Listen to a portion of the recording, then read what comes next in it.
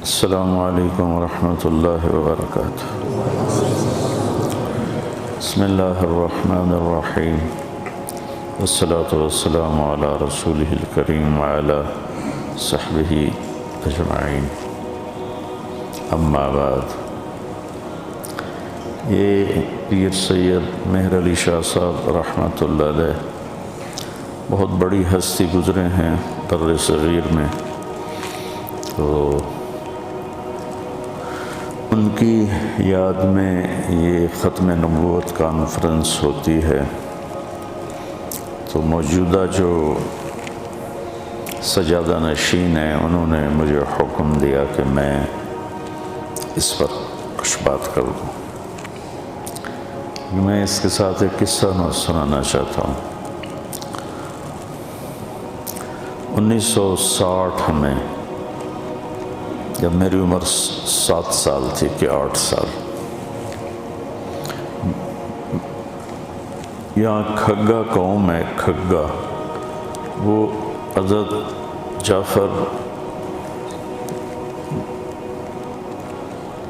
کی اولاد ہیں۔ حضرت جعفر رضی اللہ تعالیٰ عنہ جو حضرت علی کے بھائی تھے، بڑے بھائی جعفر بن ابی طالب، یہ ان کی اولاد ہے۔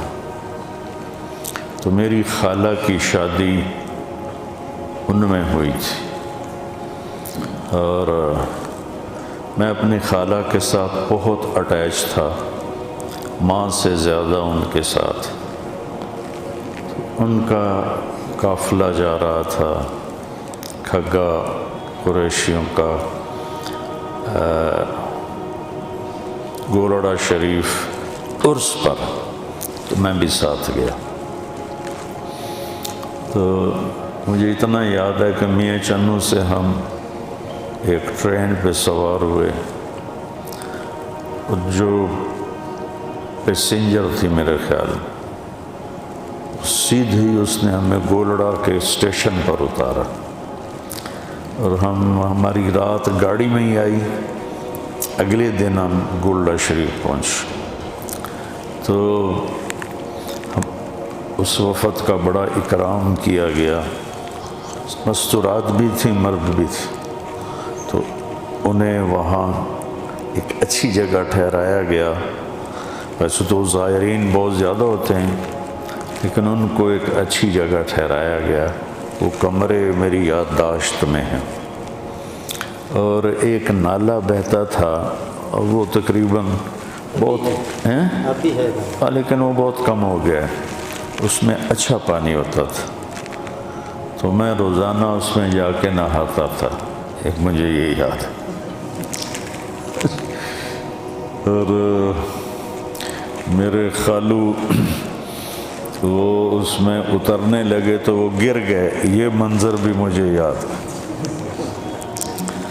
اور پھر وہ سارے خاندان نے بیعت کی۔ پیر مہر علی شاہ صاحب رحمۃ اللہ علیہ کے بیٹے، جن کو بابو جی کہتے تھے، غلام محی الدین رحمۃ اللہ علیہ، ان کے پیر مہر علی شاہ صاحب رحمۃ اللہ علیہ کے بیٹے تھے، ان سے سارے بیعت ہوئے۔ میں اپنے خالو کے ساتھ تھا۔ جب وہ بیعت ہوئے تو میں نے بھی ایسے ہاتھ بڑھا دیے، تو انہوں نے مجھے بھی بیعت کیا۔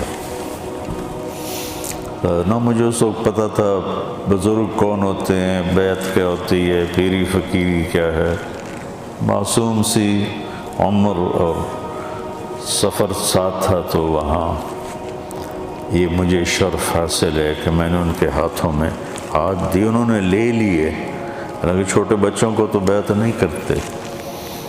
اور پھر وہاں قوالی تھی، وہ یاد ہے۔ تو یہ گولڑا شریف سے میرا ایک تعلق ہے، کوئی 55 سال پرانا۔ تو اللہ تعالیٰ نے جناب رسول اللہ صلی اللہ تعالیٰ علیہ وسلم کو آخری نبی بنا کر بھیجا۔ اللہ نے انبیاء کا سلسلہ آدم علیہ السلام سے چلایا، اور آ کر جناب رسول اللہ صلی اللہ تعالیٰ علیہ وسلم پر ختم فرمایا۔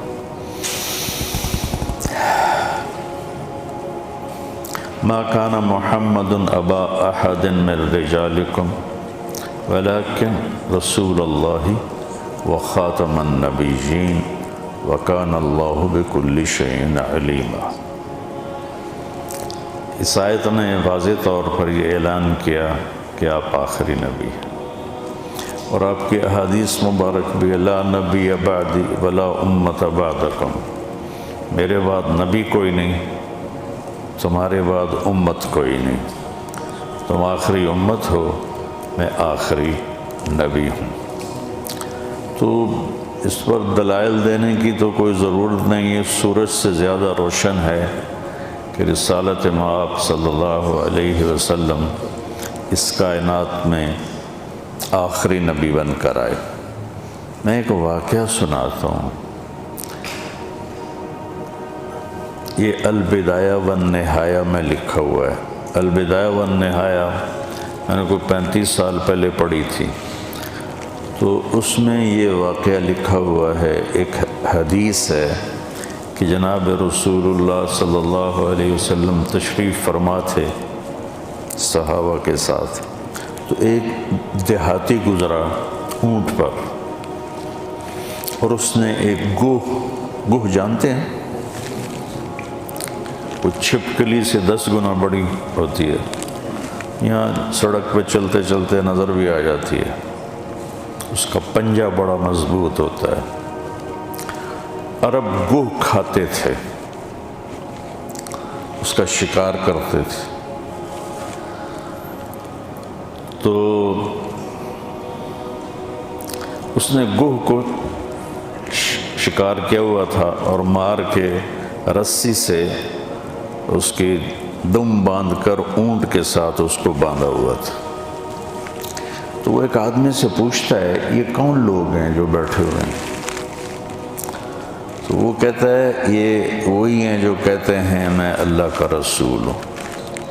تو اس نے اپنے اونٹ کو موڑا، نیچے اترا، کہنے لگا انت الذی تقول انا رسول اللہ، تم ہو جو کہتے ہو میں اللہ کا رسول ہوں؟ آپ نے کہا ہاں میں اللہ کا رسول ہوں۔ تو کہنے لگا اگر میری آپ کی قوم کا آپس میں معاہدہ نہ ہوتا لضربت عنقک، میں آپ کی گردن اڑا دیتا۔ فرقت بین الاحبہ، آپ نے لوگوں کو ایک دوسرے سے جدا کر دیا، مسلمان الگ ہو گئے، کافر الگ ہو گئے۔ حضرت عمر رضی اللہ تعالیٰ عنہ کی آنکھیں گھومنے لگیں کہ یا رسول اللہ اذن لی اضرب عنقہ، مجھے اجازت دیں ایدہ کام تا میں کراں، انہوں تو مقامہ۔ سبحان اللہ، ہے قربان جاؤں رسالت کے سبق اور درس پر۔ آپ نے کہا عمر قاد الحلیم ان یکون نبیا، تجھے پتہ ہے کہ حلیم یعنی اچھے اخلاق والا، صبر والا، درگزر والا جو انسان ہے وہ نبی بنتے بنتے رہ جاتا ہے۔ نبی تو اب کوئی نہیں بن سکتا، تو آپ کی تعبیر کیسی تھی کہ قریب ہے کہ وہ نبی بن جائے۔ پھر آپ نے فرمایا میرے بھائی آپ کو کیا شکایت ہے؟ اس نے کوئی جواب نہیں دیا، گوہ کو اونٹ سے کھولا اور آپ کے سامنے پھینک دیا۔ کہنے لگا لا اومن حتی یومن ھذا الضب، میں اس وقت ایمان لاؤں گا جداں اے گوہ بھی آکھے تو نبی ہیں۔ انہوں نے پتہ ہے جانور دی زبان کوئی نہیں ہوندی، تے مرا تو بندہ نہیں بولیں دا تے گوہ کیوں بولنا تائیں کرتے کھلو گے، کہنو آکھنا تو نبی ہیں تو میں مان جاسا۔ سبحان اللہ۔ آپ نے گوہ پہ ایک نظر ڈالی، گوہ کی گردن نہیں ہوتی، بڑی چھوٹی، آپ نے ایسے اس کو دیکھ کر کہا یا رب،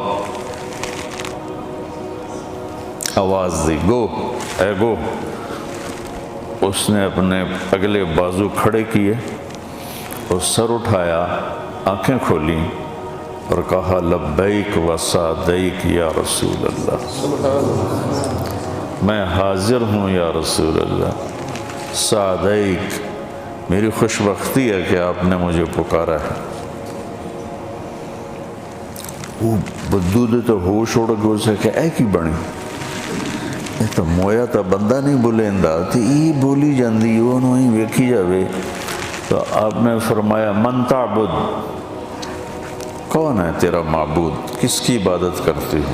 اس نے کہا من فی السماء عرشہ، اس کی عبادت کرتی ہوں جس کا عرش آسمانوں پر ہے، وفی الارض سلطانہ، اور زمین پر جس کی شہنشاہی ہے، وفی البحر سبیلہ، اور سمندر میں جس نے راستے بنا دیے گزرنے کے، وفی الجنت رحمتہ، جس کی رحمت جنت میں ہے، وفی النار عقابہ، جس کا عذاب جہنم میں ہے۔ سبحان اللہ۔ اب میں ترجمہ میں نے کر دیا نا، تم بچے سنو، میں صرف عربی پڑھتا ہوں۔ من فی السماء عرشہ، فی الارض سلطانہ، وفی البحر سبیلہ، وفی الجنت رحمتہ، وفی النار عقابہ۔ اس کی فصاحت دیکھو، کیا خوبصورت قافیہ ردیف ملا کے اس نے بات کی۔ تو آپ نے فرمایا من انا، یہ اس واقعے کی مت ہے، جان ہے۔ آپ نے کہا من انا، میں کون ہوں؟ میں کون ہوں؟ تو گوہ بولی انت رسول رب العالمین، آپ رب العالمین کے رسول ہیں۔ اتنا ہی گل اس نے مکائی، وخاتم النبیین، اور آپ آخری نبی ہیں، آپ کے بعد کوئی نہیں ہے۔ قد افلح من صدقک وقد خاب من کذبک، کامیاب ہو گئے جنہوں نے آپ کو نبی مانا، اور برباد ہو گئے جنہوں نے آپ کا انکار کیا۔ تو چھکے چھوٹ گئے، اسے کہ اے کی بنی؟ اب نے ہاں بھائی ہن کی صلاح ہے کہ ہن تو تیرا کلمہ پڑھنا ایمان لے آیا۔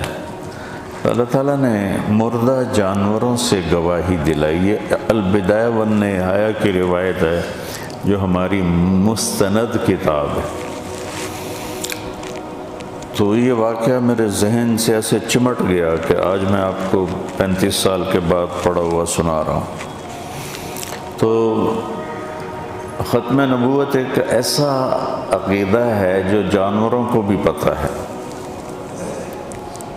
جو آسمان کے نیچے، آسمان کے اوپر جتنی مخلوق ہے سب پہ یہ عیاں ہے، یہ کھلا ہوا ہے۔ اللہ تعالیٰ نے کسی نبی کو عرشوں پہ نہیں بلایا، آپ نے اپنے محبوب کو عرشوں پہ بلایا۔ کسی کو اپنا آپ نہیں دکھایا، اپنے حبیب کو اپنا آپ دکھایا۔ اور کسی نبی کو جنت نہیں دکھائی، آپ کو جنت دکھائی، جہنم دکھائی، آخرت کے سارے نظام دکھائے، صرف ایک رات میں یہ سارا کچھ ہوا۔ سبحان الذی اسری بعبدہ لیلا من المسجد الحرام الی المسجد الاقصی الذی بارکنا حولہ لنریہ من آیاتنا۔ ختم نبوت کے بغیر ایمان مکمل ہی نہیں ہوتا۔ آدمی اسلام میں داخل ہی نہیں ہوتا جب تک وہ اس بات کا اقرار کرے کہ لا نبی بعدہ، اس کے بعد کوئی نبی نہیں ہے۔ میں نے قرآن سے، حدیث سے آپ کو چند چیزیں پیش کیں۔ اللہ تعالیٰ ہمارے ایمان کو سلامت رکھے اور استقامت دے۔ السلام علیکم۔